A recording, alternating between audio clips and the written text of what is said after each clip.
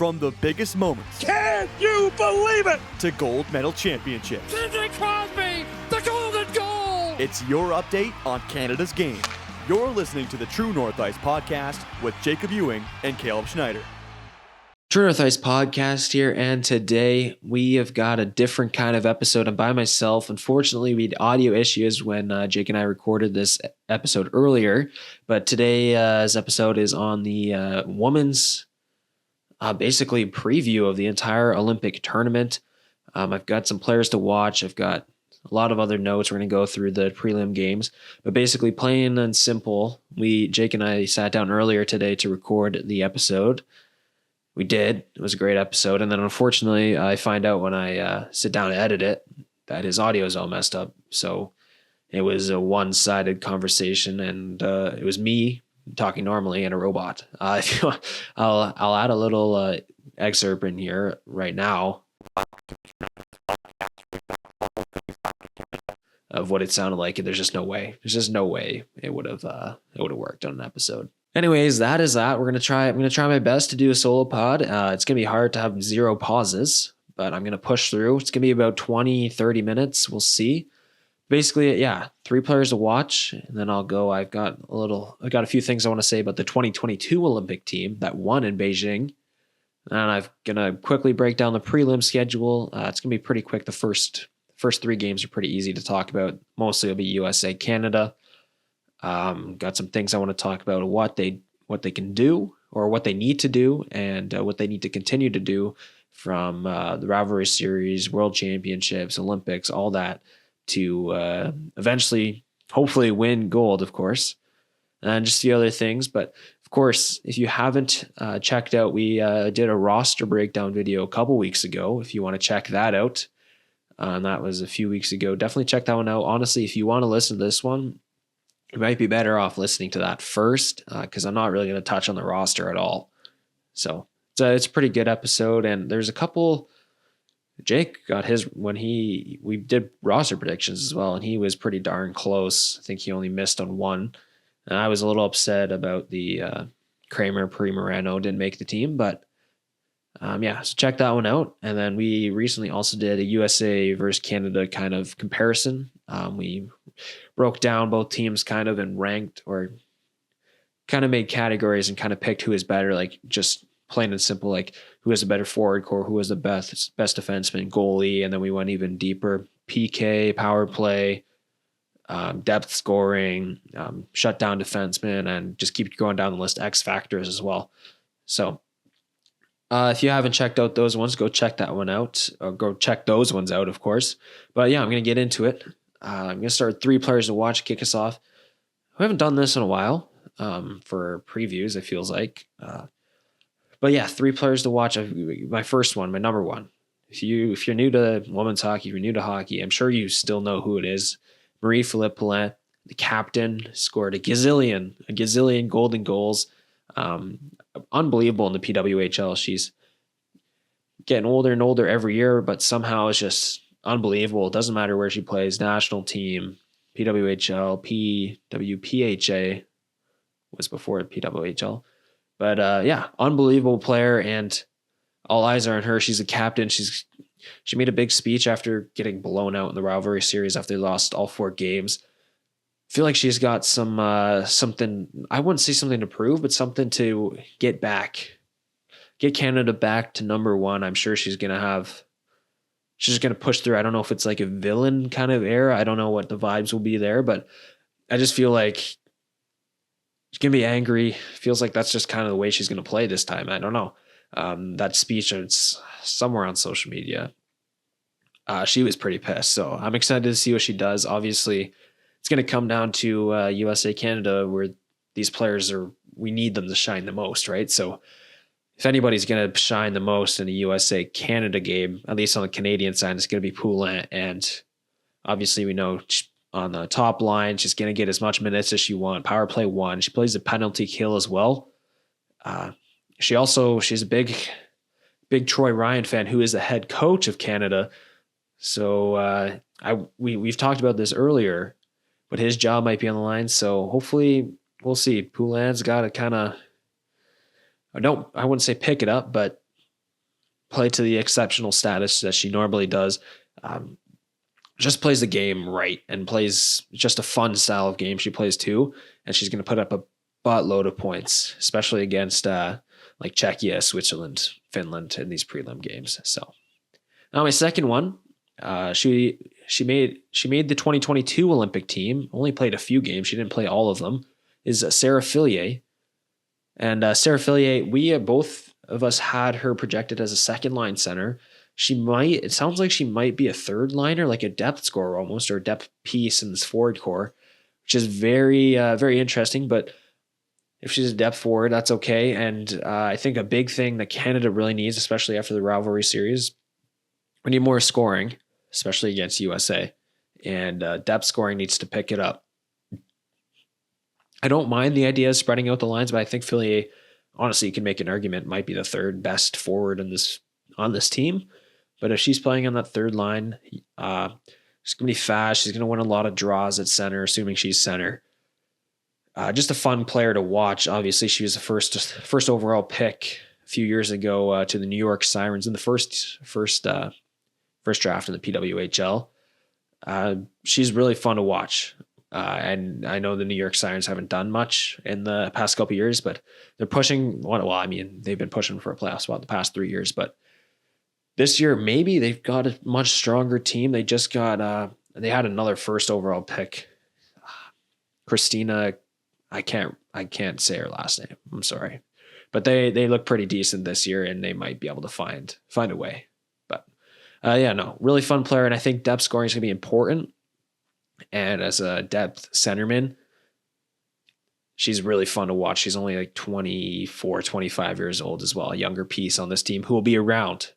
Will be around in a long time. You could make an argument maybe in a decade from now, rounding out the career. Maybe she has an A or a C on her jersey for Team Canada. So third and finally, got to go with a goaltender, Anne Renee Desbiens. Obviously, she's going to be the solidified number one starter. It's going to be interesting how many games she plays. My guess is she plays all but one. I think she will sit out against the Czechia game, which is a back-to-back. But she's going to, I wouldn't say stand on her head, but she's got to stand on her head against USA for sure. She really had a really brutal rivalry series. Granted, she only played 1.5 games, but especially the first one, the 10-4 game, she gave up like 5 goals in the first period or something. Then Maschmeyer came in. That's not going to happen. There's no way. She was a starter in 2022, and she's just, I don't know what it is, but she's going to be a brick wall, I guarantee you. And she's really fun to watch. She's big. She can move crease to crease, and been a big piece in Montreal. I know Montreal hasn't won the Walter Cup, but they've been very competitive. They've been a top 1 or 2 team in the PWHL the past 2 years, and they're doing pretty good this year as well. With Boston coming out of nowhere, I think as of right now, I think Montreal's third. So big piece, and she's been the best goal. I'm surprised actually. We talked about Frankel, the comparison from Frankel to Desbiens. She's pretty close. They're pretty close. Actually, Desbiens does have the edge, it looks like, in the PWHL stats over the past 3 years. But now, I mean, Frankel is the number one goalie on the best team in the league, and she's the number one goalie on USA. But it's gonna be a goalie battle. I think the USA games are gonna be tight games, especially if Desbiens is on her A game. And remember, it's Olympics. She's got energy, and she's got one down so far. She's going to be able to push through 100%. But she's really fun to watch as a goalie. There's going to be some remarkable saves, especially against USA for sure, as they're fast, young, can rip the puck. They can pass the puck. But it's going to be a lot of cool saves, in my opinion. Best goalie for Canada, and I don't know. She might be, you can make an argument she's the best goalie Canada's ever had in a women's tournament as well. So, all right. Quickly, I just want to say, we didn't really touch about the roster, but I just want to say the 2022 Beijing team, obviously, of course, we know they won gold. That team, looking back at stats, and I actually rewatched the gold medal USA game. Man, I know it was a 1-goal game in that gold medal game. They dominated play. The defense was like stunning. It was crazy. They just got the puck out of their zone quick, fast, ton of puck movers. And I think the cool thing about this roster is that there's only a few players on that team that aren't on the team now, retired or such and such like that. But they only added a few new players as well, right? So it's going to be very interesting. They had this dominant play against USA, and I'm just very curious if that's going to be the same thing today, or this. Very curious if that's going to be the same thing this tournament. So I just thought this something we never really mentioned, but with only a few players getting added in and a few players leaving that team, I'm shocked how the rivalry series went and how the World Championship went. I mean, World Championship, you could kind of see it, but they still lost. But just the dominant defensive play, kept the puck away from the net, away from their own net, and just zipped the puck up the ice. It was pretty cool to watch. With that said, I think we did not see that in the rivalry series at all. But I will say, Troy Ryan did come out a few weeks ago saying the whole plan of the rivalry series was just a tester for the Olympics. It's not an international format. It's not tryouts. It's more just to see what these players can do on different pairings, different lines, and see what they can bring to Team Canada in the Olympics. Obviously, we saw Kramer and Primerano on those teams. They didn't make the team, but I don't think that was the biggest factor. I think more Kramer was just kind of a fill-in. You know, obviously we had a couple injuries. Sarah Nurse wasn't on that team, wasn't on the roster with injury. Brianne Jenner was not on the first half of that too, but I think those cuts were more made from like the Primerano cut. I'm surprised she played more minutes than Jakes in that final game, but I think more. I guess the World Championship spoke more for Primerano, and I think Kramer just sounded like she never had a shot or a chance to make the team. She's more of a fill-in, kind of see what she can do in 5 years from now. So we'll see. Yeah, but it sounded like most of the cuts were made at the World Championship. Find a little odd. Katie Tabin made this team, and she wasn't on either rivalry series rosters. And I just thought that was interesting, but I mean, they wrote it off. It's a good excuse. I mean, I'm pretty sure I said the exact same excuse when we talked about the rivalry series a long, long time ago. It's kind of embarrassing that they got blown out, and especially those last two games in Mashmeyer and Debian were in the net, giving up 10 goals. 10 goals. Pretty brutal. But hey, let's write it off. It's all going to come down to that gold medal game, right? Gold medal game, of course, it's kind of odd. I think it's on a Thursday this year. Let me just pull it up. Women's gold medal game. Yeah, February 19th. So it's a big one. But of course, Canada also will play USA in the prelims because the pools are I don't tiered almost. Like the top 5 teams are in Pool A. So Canada does play USA, which is Tuesday, February 10th, 2 p.m. That'll be a good test game. And when we were talking about this, when the audio messed up earlier, we kind of agreed that the winner of the tournament most likely won't win both of those games, right? Usually the team that loses, like you get an advantage from if you lose, the team going into the second game that lost has a better chance. And you don't want to get swept basically, right? More pride. You want to play more. I don't know, but I think we both kind of said I'll get into the games individually real quick, but we both said USA probably in our eyes would take game 1, and then Canada rebounds, takes the gold medal game. It's gonna be a tight game. Both games are gonna be very tight. They're gonna be a lot of fun too. It's gonna be a lot of fun. But that was just kind of our little prediction. I don't know, but. Anyways, that's kind of all I have about little roster tidbits. I'm going to quickly pull up our schedule right here. All right. Going to quickly dive into the schedule. I mean, if you don't know by now, it's Canada, US. I've already said this a lot. These prelim games, I mean, they've got, I will say, I'll give Finland, Czechia, Switzerland, all those teams credit. They've made it tougher, especially in these world championships. They're getting tighter. Their defense is much, much better. It's improved so much over the years. It's just the offense, the getting the puck up past the neutral zone, getting sustainable offensive time against Canada, USA is where these countries really lack. So Canada's going to have their scoring opportunities, but they're going to be shut down a lot more. But still, the other teams just can't score. That's the main issue when they play Canada, USA. So these first 3 games, it's we got Finland, then Switzerland, and then Czechia. These games are going to be, Canada won't give up more than a goal, it feels like. And I think it's pretty much a shock if they give up. It honestly is a shock if they give up a goal, it's just crazy. But anyways, first game is the 5th of February on Thursday, 3 p.m. against Finland.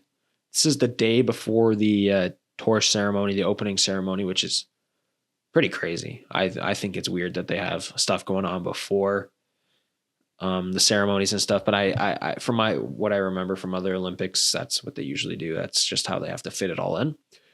But yeah, Finland, Canada on February 5th. Finland's got a decent team. They actually, against Canada in the World Championships, they played them in the first game as well. They only lost 5. They lost 5-0, which is not 8-0, not 8-1. It's decent. And then Canada did kind of beat them up in the quarters again. I think it was 8-1. I don't have it pulled up right this second, but Canada destroyed them like big time. It might have been 7-1. It was pretty ridiculous. But no, Finland, they're getting better over the years, but it's just the same old. It's women's hockey. They're getting closer every year. They're creeping, but it's just not there yet. It's not like the men's side where you've got 3, 4, 5 teams that could really contest against Canada, like where they could quite honestly beat Canada in a 1 game, but there's no way Canada would lose to Finland in a game like this. There's just no way. So my guess is it's got probably same kind of result. I'm glad that I like, obviously Canada and USA are the top 2 teams, so they'll play at the end, but it's good that these players all get the experience. I know there's only a few players that haven't played in the Olympics, but get the experience, get the ice down, get familiar with the ice. Obviously, if we just saw, there's more clips coming out today, actually, of the day of the recording of the ice. The ice looks decent. It's just the neutral zone is much smaller than most teams are used, or most players are used to. Like, it's worse than college hockey. Like, I know USA's got a good chunk of college hockey players. It's smaller than college hockey in the neutral zone. So I think that's just something up to know. It's a good way for the players to just get used to it, get their ice, get their feet settled in, and get the experience down.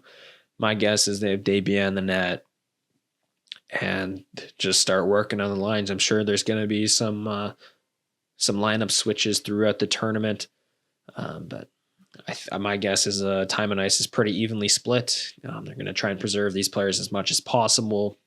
You get the 7th defender as well, so going to be pretty evenly split in my opinion. That's what I would be doing. I think all these players can hold their own if they play anywhere from 25 to 5 minutes. So just, I don't know, 15 minutes for the forwards and 20 minutes for the defenders or whatever, 18 minutes for the defenders.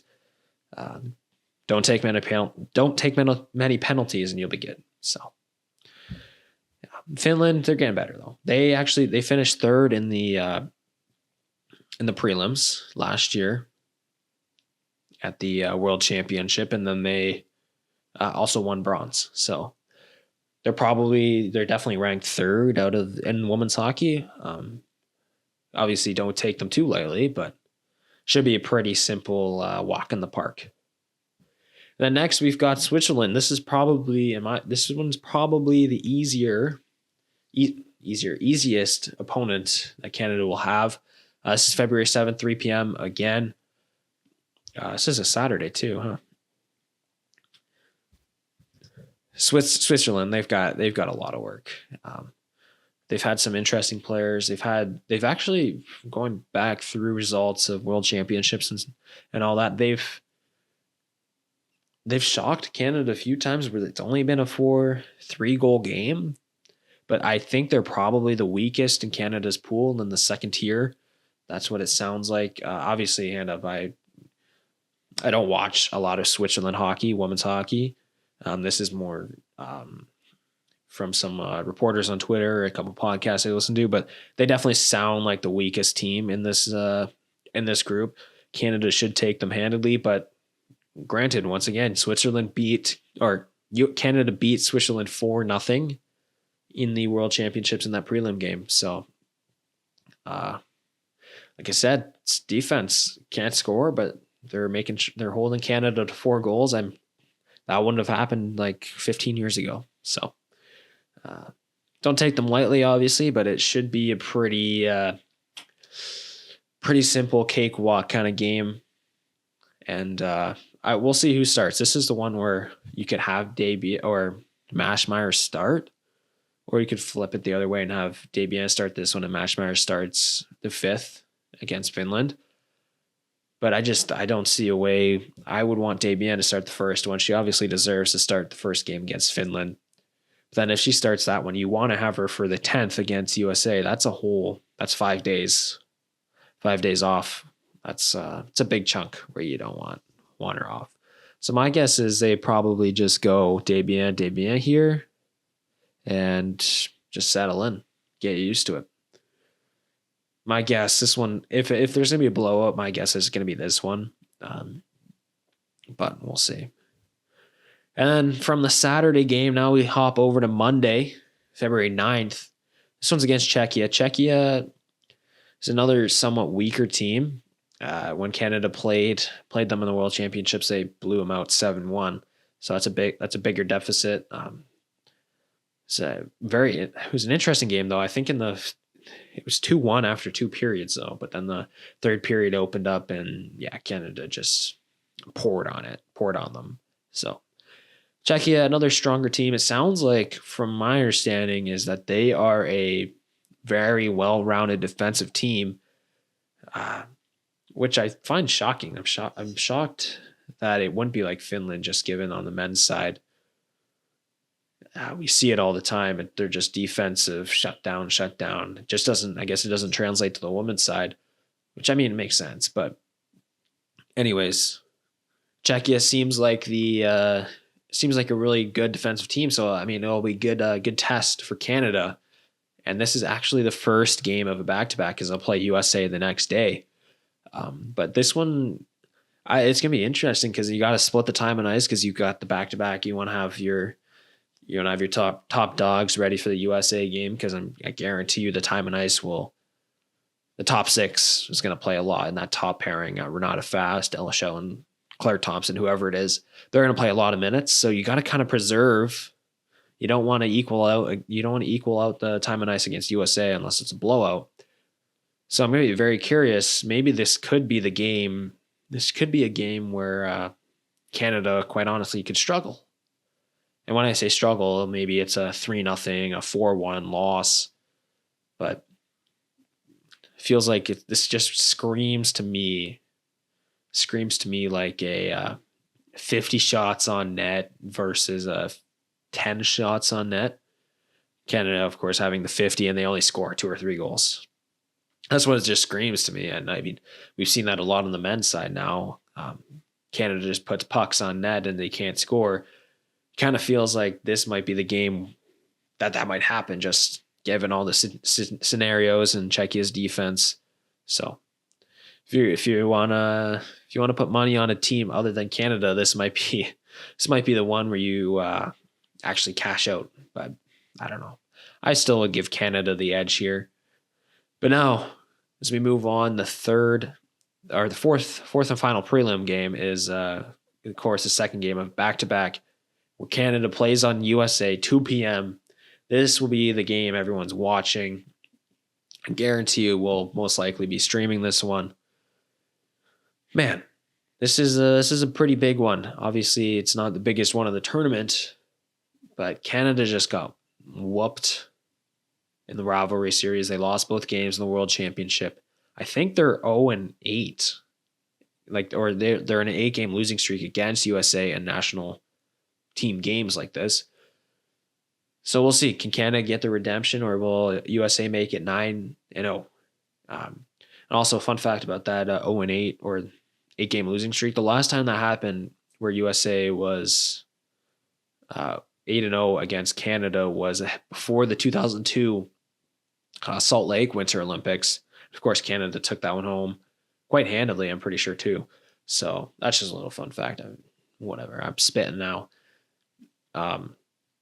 No, but just a big game, and this will test the culture of Canada. Are they going to get blown out, and what are they going to do about it? Are they going to come back in the gold medal game and push play, dominate, just find the back in the net more than USA does? There's a lot of factors where this could go, but I think this game honestly might be more of a test out game. We see this all the time.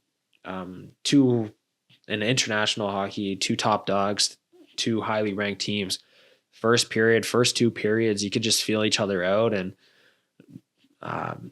chances on chances, odd man rushes, take your pick. Not much offensive zone time. A lot of battles in the neutral zone, in the deep corners. That's kind of what this game kind of screams to me. And man, this could be really fun. It could really open up. But I think it'll be pretty low scoring, unfortunately. I mean, we haven't seen a big USA Canada high scoring close game. Make sure that's noted. The 10-4 game in the rivalry series does not count, in my opinion. We haven't seen a big game like that in a little while. I'm trying to think. There was a 6-5 OT win a while ago for Canada, but I don't know what year. I can't recall. We'll see. This is obviously not make or break. If you lose, it's not the end of the world. Honestly, I think, hot take, it might be better. Might be better. You definitely have the odds statistically coming into the second game if you lose. That's all I'll say. Motivation, effort, pride, rebound, whatever you want to say, whatever the mental game says, that would be... that'd be one way. I will say that would be pretty monumental. You lose the first one, you come back and just cakewalk them in the second one. Of course, that's not going to happen, but you never know. And then, it's kind of all. That's basically all 4. I think the USA game. I didn't even talk much about it, but it's tough because, like I said earlier, women's hockey. We still know who's playing in the gold medal game. A lot of the other games are quite fun, like when you've got Czechia and Finland. Like, those games are interesting, but right now the hierarchy is you still have Canada and USA going to that gold medal game. So it's tough to talk about that USA game because we all know it's just going to be, we're going to see them in the gold medal game, right? But USA's really strong, and I mean, for a while I probably would give USA the edge, but I mean, we're getting closer to the Olympics. Got to think Canada, this is their sport. The Olympics are the make or break, and you've got so many game breakers in Canada that just feels like they won't let that happen, won't let USA win. And goodness, that would be quite the downfall if USA wins. But I think Poulin, Desbiens, others and co, they just won't let that happen. So I think that second game, or the first game, they lose, just might get you more amped up for that gold medal game. Just like the 4 nations, honestly. You lose the first one and then you come back.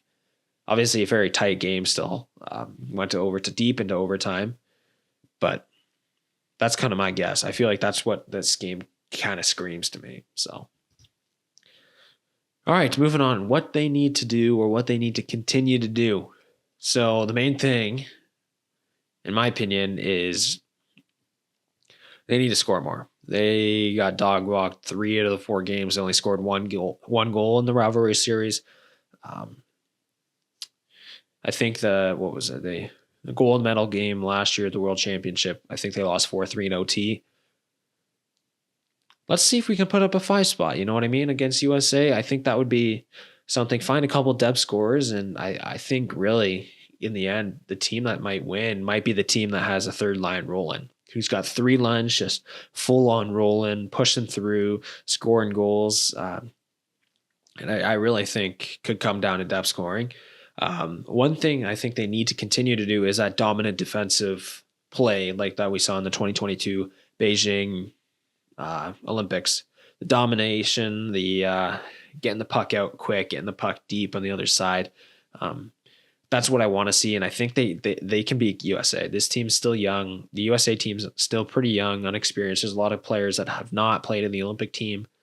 I think that's one thing Canada can do that we haven't seen in a while. I think if they can find that again, they won't be a cakewalk, but I think it'll be.